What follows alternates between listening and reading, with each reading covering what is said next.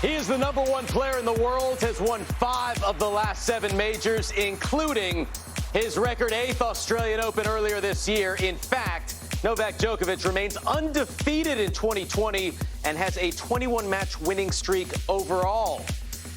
With that, we are pleased to welcome the world #1, Novak Djokovic, here to TC Live. It is great to see you, Nole. The big news that we had come out was that the U.S. Open is going to be held in its scheduled dates. Now, you had previously said that you had not committed to playing because of some extreme protocols for COVID-19. They came out, they said now you can stay with up to 3 people in a hotel, or you can rent a private home and bring as many people as you'd like. So what do you think of the new guidelines, and will you be playing? Well, thanks for having me. First of all, guys, it's nice to talk to you, and just want to start off by saying thank you for also broadcasting matches from Adria Tour, which is very important to me. Obviously, I'm part of it now. We've been organizing it in Belgrade and Croatia and other regional countries. And I think it's phenomenal that the tour is coming back. I mean, this is something that we all as players were looking forward to in the last couple of months for good news, because finally this is who we are. We're professional tennis players. We love this sport. We're very passionate about it, and we want to go out and compete. We miss competition, and we miss being out there on the tour and traveling. I was personally, with amongst a lot of players, quite skeptical about the U.S. Open and the U.S. hardcourt tournaments. A couple of weeks ago, considering the fact that USA is going through hard times with the pandemic of coronavirus, and I personally didn't know whether that's going to happen or not. So these are great news. I mean, I love it. I mean, of course, all of the players want to go back and compete. U.S. Open is one of the most important tournaments in the world. It's one of the Grand Slams, or it's one of the sacred tournaments in the history of our sport. And it's the tournament that I always enjoyed playing. And of course, we have another 2 months till the start of the U.S. tournaments with Washington, Cincinnati, and then U.S. Open. And hopefully the measures and the regulations as it stands today will be able to be different and to be loosened up a little bit, and especially with the quarantine, and I think the equal opportunity of every player to travel to United States and be able to compete at U.S. Open.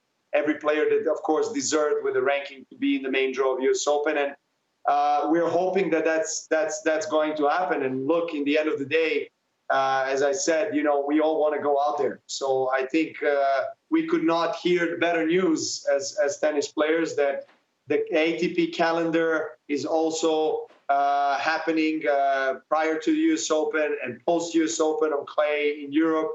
And the players, especially the ones that are lower ranked, would have the opportunities to compete also on the challenger level. I think this is very important to also mention that the USTA, together with ATP, made sure that there is a financial compensation for the players who are not playing in the qualifications of US Open because there is no qualification.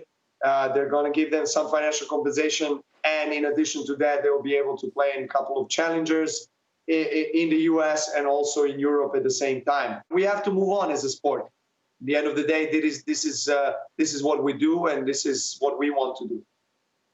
So Novak, it's so complicated, so many moving parts: USTA, ATP, WTA, and as the president of the Player Council, you have to keep all the lines of communication going. You mentioned the world's very different now. Every country, every part of the country has different challenges.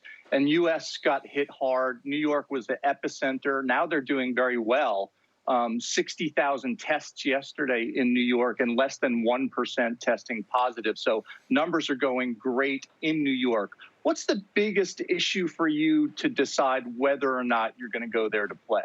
Well, first of all, I mentioned that at the beginning. I think it's very important because the foundation of our international sport, and I think us players that are members of obviously ATP ecosystem is that every player who has fought hard and deserved his place in the US Open is able to have an equal opportunity to arrive and fly to New York and compete.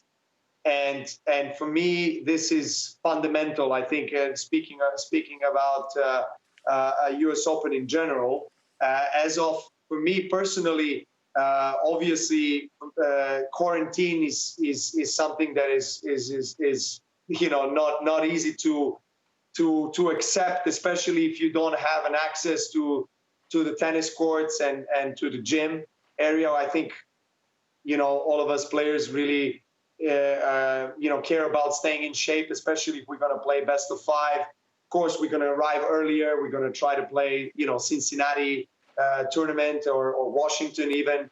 But it's tough if you have to stay 14 days in quarantine and not being able to train. So as I've heard from some people in the USTA and also ATP that I've talked to in the last couple of weeks, it's highly likely that we will be able to go and use the courts during the quarantine if the quarantine stays there. And also there is a possibility there will be no quarantine for tennis players or athletes coming in, which would be phenomenal. Of course, there's still plenty of time and there's still time for everything to change. And as you've said, New York, which was hit very hard up to recently, is now doing well. So it's likely that there's going to be a better scenario and that all these measurements will loosen up a bit. So I'm just going to wait and see how it all turns out. I mean, right now I'm in Europe. There is still plenty of time to decide, whether I personally go or not. And right now I cannot tell you yes or no. I would love to go, of course, but still I have to see how it all plays out with regulations.